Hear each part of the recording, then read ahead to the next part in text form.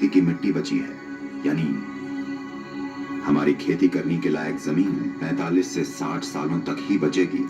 वो इसे मिट्टी का विनाश या अंत कह रहे हैं। आपने डायनासोर या डोडो के विनाश के बारे में सुना होगा, पर अब हम मिट्टी के विनाश की बातें कर रहे हैं। असली समस्या मिट्टी का गायब होना है, क्योंकि पिछले 30 सालों में 80% बायोमास कीड़े धरती से गायब हो गए हैं। 80%। ये आत्महत्या है।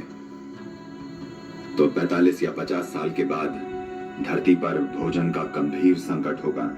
ये होना ही है। जब भोजन का संकट आएगा तो जिसके पास सबसे बड़ी बंदूकें होंगी वो आकर भोजन ले जाएगा, और दुनिया भर में लोगों के लिए हम जो दुख और दर्द पैदा करेंगे उसकी कल्पना करना भी मुश्किल है। ये मत सोचिएगा कि सिर्फ गरीब मरेंगे, वो अमीरों को मारेंगे और अमीर मरेंगे।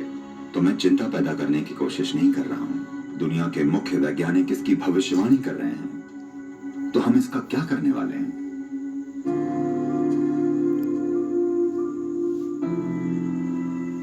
मिट्टी क्यों जा रही है, कहां जा रही है?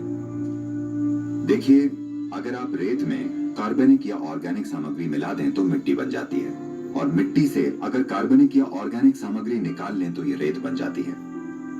अगर आप वर्षा वन में जाएं तो मिट्टी में जैविक सामग्री का स्तर 70% से ज्यादा होगा। आमतौर पर खेती की मिट्टी में जैविक सामग्री कम से कम 3 से 6% होनी चाहिए, तभी हम उसे मिट्टी कह सकते हैं। कम से कम 3%। पर आज उदाहरण के लिए भारत की 62% मिट्टी में जैविक सामग्री 0.5 या उससे भी कम है। तो वाकई हम रेगिस्तान बनने की कगार पर हैं। ये पूरी दुनिया में हो रहा है, सिर्फ एक देश में नहीं। जिस तरह से खरपतवारनाशी, कीटनाशकों या पेस्टिसाइड्स का इस्तेमाल हो रहा है, हमें यह समझना होगा कि बायोडायवर्सिटी या जैव विविधता का लगभग 82 से 86% मिट्टी के ऊपरी 12 इंचों में होता है। इसका मतलब है हम जैव विविधता को बिल्कुल नष्ट कर रहे हैं। जैव विविधता यानी मिट्टी में मौजूद ह्यूमस। ह्यूमन शब्द ही ह्यूमस शब्द से बना है, यानी ये मिट्टी वाकई जीवित है।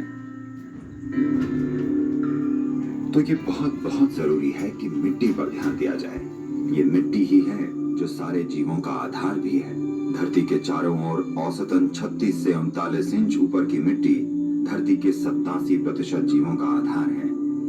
हमें चाहिए कि हम इसे फिर से पहले जैसा बनाने के लिए जागरूकता लाएं।